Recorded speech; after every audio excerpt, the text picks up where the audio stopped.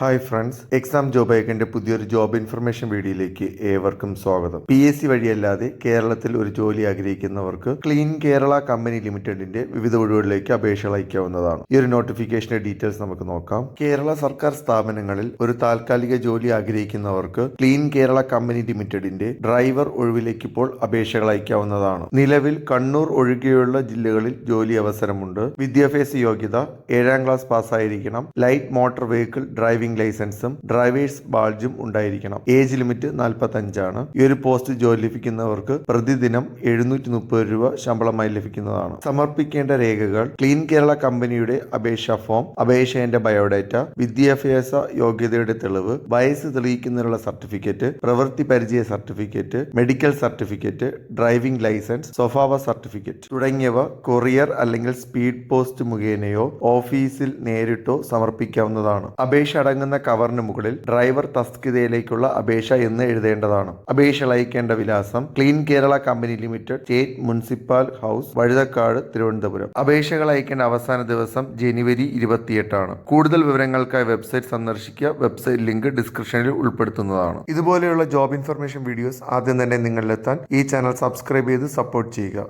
thank